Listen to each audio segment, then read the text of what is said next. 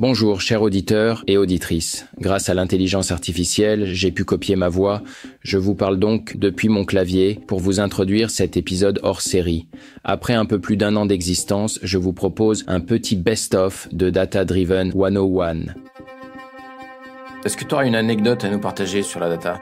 Victor Cluzel, administrateur de l'INSEE, détaché à la Cour des comptes. Il n'existait pas vraiment de consensus autour de la définition d'intelligence artificielle dans la communauté scientifique, en tout cas la communauté scientifique française, mais aussi internationale. Donc ce qu'on a fait, on a utilisé, en collaborant avec... Alors, c'est la particularité des évaluations de politique publique, c'est qu'elle s'adosse d'un comité de suivi, qui va être un comité composé de parties prenantes, donc ça peut être des directeurs des entités de recherche, ça peut être des chercheurs, des scientifiques, qui se réunissent plusieurs fois au long de cette évaluation de politique publique pour donner leur avis sur le travail que les magistrats et auquel les data scientists contribuent font. Et donc, on a commencé à constituer un corpus d'ensemble de publications à la fois sur la recherche elle-même en intelligence artificielle, mais aussi sur les corpus qui faisait aussi de l'intelligence artificielle appliquée à 2 domaines, parce qu'il y a la recherche fondamentale, disons, presque sur l'intelligence artificielle elle-même, mais aussi tous les thèmes sur lesquels l'intelligence artificielle s'applique. La physique, la chimie, il y a beaucoup de papiers qui s'appuient de plus en plus sur l'intelligence artificielle aussi pour aider leurs recherches dans leur domaine thématique spécifique. Donc ce périmètre étant défini, donc on a constitué un corpus, on en a fait sortir un certain nombre de mots-clés qu'on a soumis à une consultation à beaucoup de scientifiques qui ont pu donner leur avis justement pour arriver à un consensus le plus possible. Et ces mots-clés, on a pu les publier en même temps que le rapport avec une licence open source, c'est-à-dire qu'ils peuvent être réutilisés aujourd'hui pour les chercheurs, les sociologues qui cherchent autour de tout cet écosystème, disons, en tout cas ce réseau autour de l'intelligence artificielle pour qu'ils puissent le réutiliser pour bien définir. Ce qu'on a vu aussi, c'est qu'il y avait l'intelligence artificielle où nous, les data scientists, on est le plus habitués, finalement, qui est le machine learning, l'apprentissage automatique, mais aussi l'IA symbolique. C'est le départ, en fait, de l'ordinateur. C'est des instructions déterministes et pas statistiques. Et donc, on a aussi inclus cette définition à l'intérieur de l'intelligence artificielle en général, mais en séparant entre intelligence artificielle symbolique et apprentissage automatique, et puis en ajoutant aussi certains éléments dérivés, donc le traitement automatique du langage naturel, donc le NLP, la fouille automatique de données et la vision par ordinateur, la computer vision. Voilà. Tout cela, on l'a mis au même endroit, on a consulté les scientifiques et on a pu publier des mots-clés. Donc c'est ça qui a été assez intéressant dans ce rapport et qui est un peu novateur par rapport aux autres travaux qui ont été faits en la matière. Édouard Darchambault, CTO de Kili Technologies. Faut raconter un petit peu. Donc la notation, j'ai commencé ça quand j'étais chez BNP Paribas, où je m'occupais de leur... j'avais monté l'équipe, leur lab d'IA, et puis je l'ai dirigé pendant quelques années. Et donc le mandat de l'équipe, c'était de construire des modèles pour traiter la donnée non structurée. Donc le texte, la voix, un peu d'image. On avait énormément de données, il y en a partout dans les systèmes, elles n'étaient pas notées. Donc on avait commencé à construire une ébauche de plateforme d'annotation. Donc c'est quelque chose de vraiment rustique, sans gestion de la qualité, sans API, etc. Mais ça nous a permis de construire nos premiers datasets, donc de construire des modèles extrêmement pertinents, de remplacer un outil de traduction qu'on payait par un outil de traduction interne, de construire une API de processing documentaire. Et très rapidement, l'équipe, elle est passée de 2 personnes à 50 personnes, de 0 use case à plus de 60 use cases en production et plusieurs centaines de use cases identifiés et traités. Et donc, si je vous raconte cette histoire, c'est pour illustrer l'impact qu'a la notation dans les équipes de machine learning. Historiquement, on confiait aux équipes de machine learning des projets sur lesquels la donnée annotée, la donnée existait dans les systèmes, sur lesquels on avait à la fois l'entrée et puis la sortie attendue. L'annotation, ça permet d'inverser ce paradigme. Et donc de construire, de prendre des projets qui sont non pas des projets sur lesquels on a toute la donnée pour construire un modèle, mais qui sont des projets qui vraiment ont de l'impact pour le business, qui sont stratégiques et sur lesquels on se donne les moyens de construire le dataset nécessaire pour entraîner les modèles. Hamza Tajmouati, Head of AI et Data chez Ictos. Pour l'anecdote, c'est comme ça qu'Ictos a commencé. Avec des smiles. Avec des smiles. Enfin, une pause clope entre les 2 cofondateurs. Donc là, un docteur en chimie, l'autre docteur en IA. Et il a vu faire Jojo avec des méthodes de NLP, enfin à l'époque avec des LSTM qui généraient du caractère. Donc à l'époque, c'était génère-moi du Nietzsche, génère-moi des choses comme ça. Le chimiste a dit, tiens... ça a l'air pas mal. Pourquoi tu t'as mis à faire ça sur du texte? Bon, à l'époque, le texte, le chimiste ne voyait pas trop l'importance que ça pourrait avoir. Là, aujourd'hui, on voit que ça peut avoir beaucoup d'importance, notamment dans tout ce qui est conversationnel. Il dit, génère-moi des molécules, on peut se faire de l'argent avec ça. Et donc, ça a commencé avec le SMILES, parce qu'il y avait déjà des choses de développer. Au final, il suffisait de rapprocher ces deux mondes. Et voilà, et ça a été fait. Et par pur hasard, il y a d'autres gens dans le monde, dans des laboratoires académiques, à Toronto, au MIT, qui ont commencé à faire ça aussi. Ouais. L'IA dans la chimie, ça a commencé avec les SMILES, grâce au développement des méthodes de NLP. D'accord. Après, il y a les protéines. Mais on imagine que c'est pareil. Enfin, une protéine, c'est une grosse molécule. David El-Kaïm, sales directeur de Bright Data. Il y a plein d'anecdotes, et je pense que le plus intéressant, c'est Bright Data, ça a commencé avec 3 fondateurs il y a 10 ans qui avaient un VPN, une application VPN en P2P. L'idée, c'était ils avaient fait un test, ils avaient dit on va prendre des IP de personnes, on va leur demander s'ils sont d'accord de partager leur IP, et s'ils partagent leur IP, on leur donne accès à l'IP des autres, et on fait un réseau comme ça. L'idée, en fait, c'était de pouvoir donner accès, quand les gens ils ont besoin d'avoir un accès avec un VPN, d'un autre pays, etc. En général, c'est payant, et en fait, là, ils avaient un accès gratuit avec un réseau P2P. Et c'était il y a une dizaine d'années, donc les sociétés ont commencé à utiliser des systèmes anti-bots pour éviter le scrapping, etc. Et donc, il y a des entreprises qui sont venues nous voir en disant, une entreprise, en fait, qui est venue nous voir en disant, en fait, voilà, on collecte des données pour nos clients, mais on commence à être bloqué.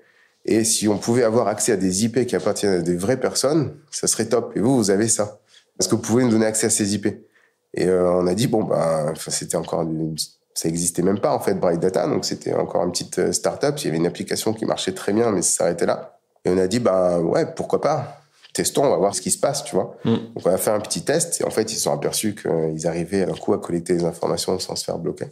Et puis, c'est le départ, en fait, de Bright Data. Si tu veux, aujourd'hui, c'est une société qui a 15 000 clients. Et chez Bright Data, on a un ADN un peu particulier, comme ça, qui fait qu'en fait, on commence tout un peu comme ça, sur que chaque produit et chaque feature qu'on développe, ça se fait un peu en fait, comme ça, par un besoin client. Ça arrive en fait parce qu'on a une demande par hasard, pas forcément un truc qu'on avait pensé. Et ça, c'est vraiment le départ de Bright Data. Arthur André, cofondateur de Praise. J'ai une anecdote sur Whisper, justement. Ceux d'entre vous qui l'ont testé l'ont peut-être rencontré aussi. Whisper est tellement puissant, c'est-à-dire qu'il est capable d'entendre des sons que l'oreille humaine n'est pas capable d'entendre. Ouais. Il arrive à détecter des sons dans le silence. Okay. Et donc on a un truc assez drôle, c'est que donc nous, le cas d'usage principal, c'est des gens qui font des visios, des sales qui ont un rendez-vous avec leur prospect, et en général ils arrivent 1 minute ou 2 avant le prospect, ils attendent et il se passe rien pendant 2 minutes. Et donc pendant ces 2 minutes de silence, parfois il arrive à détecter des sons, alors qu'il n'y a rien qui est dit. Et du coup, il va nous mettre le transcript dans des langues étrangères. D'accord. Donc je sais pas, des fois on a du transcript en japonais, en chinois, même dans des langues qu'on connaît pas, parce que il détecte des micro-sons. D'accord, et il les interprète. Et comme Whisper gère 50 langues différentes, on a certains appels qui sont dans des langues un petit peu exotiques. Robin Conquet, fondateur de DataGen. J'ai pas forcément une anecdote très spécifique data, là, comme ça, mais je vais plutôt vous partager une anecdote sur mon projet qui rejoint du coup une réflexion que j'ai maintenant. Et c'est qu'en gros, j'ai trouvé ça vachement intéressant, la manière dont un petit side project lancé un peu sur un coin de table au départ, de manière assez spontanée, a pu finalement m'ouvrir des portes et devenir un projet à temps plein. Ouais.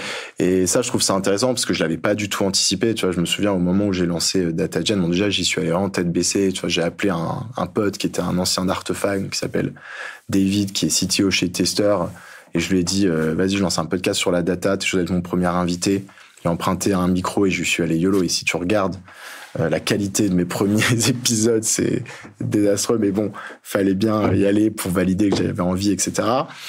Et en fait, tu vois, pendant 1 an et demi, c'était un projet très amateur. On s'en rend pas forcément compte. Après, non pas que maintenant ce soit méga professionnel, mais genre juste c'était vraiment très amateur. Je publiais à mon rythme 1 fois par mois. Je faisais très peu de com sur LinkedIn. Comme tu te dis, sur les 10 premiers épisodes, la qualité était moyenne, etc.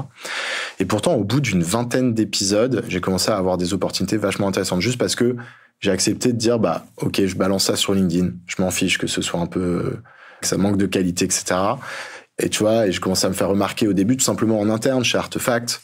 Je pense que ça m'a permis de monter plus vite parce qu'ils se sont dit, putain, ouais, il est vraiment passionné par son sujet, etc. Enfin, en tout cas, ça a pu jouer. Tu vois, je dis pas que j'aurais pas réussi à ne pas passer manager sans ça, mais, et au moment où, tu vois, j'ai commencé à échanger avec mon ancien boss de quitter Artefact pour monter ma boîte. Il m'a dit, attends, moi je trouve ça cool ce que tu fais. Si tu veux, je continue à te payer ton salaire et tu le fais en interne. Et là, boum, première opportunité assez intéressante, en 2 secondes.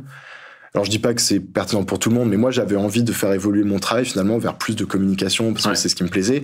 Et j'ai trouvé ça dingue comment en fait c'était assez long, c'est-à-dire que ça faisait déjà 1 an et demi que je le faisais, mais comme je te dis, à la fin j'avais 15 épisodes sur une plateforme enregistrée comme ça avec 2 micros dans mon salon, tu vois.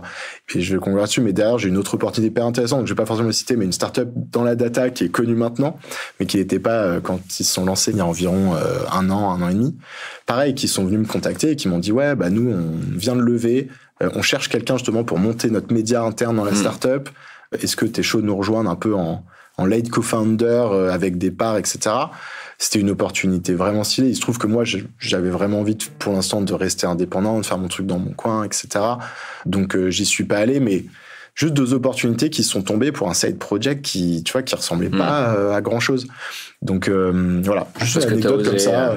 Je dis pas qu'il faut faire des side projects à tout prix, mais que, tu vois, t'as des gens parfois qui ont peur d'y aller, parce qu'ils ont peur que ça ressemble à rien, et en fait, même avec un truc qui ressemble à rien, ça peut quand même ouvrir des portes ou inspirer, quoi. Pierre Guyot, Head of Data chez AdsUp. J'ai une anecdote à partager parce que on a parlé de maturité et de confiance. Moi, je veux que les gens aient confiance en la data qui est liée au marketing. En 2020, donc en pleine année Covid, avec un annonceur avec lequel j'ai travaillé pendant plus de 3 ans et avec lequel on a construit un outil spécifique pour eux.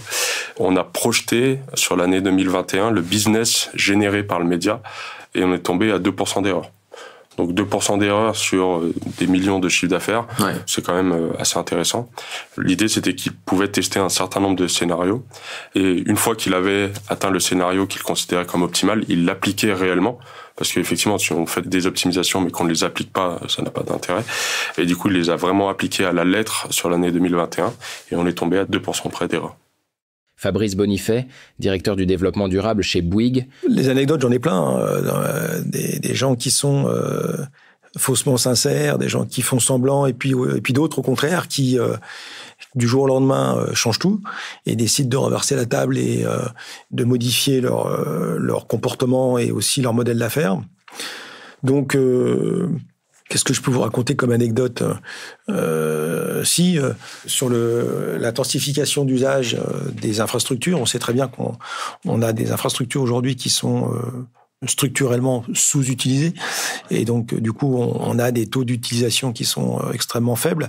Et on est en train de s'apercevoir que certaines maîtrises d'ouvrage que l'on côtoie, nous, dans notre activité, se rendent compte que finalement, c'est un peu ridicule de laisser des actifs comme ça qui coûtent des millions d'euros à l'achat et à l'entretien non utilisés et qui auraient moyen donc de plus partager, de mutualiser ces espaces de manière à ce que demain on en construise moins et que ces espaces-là deviennent plus rentables.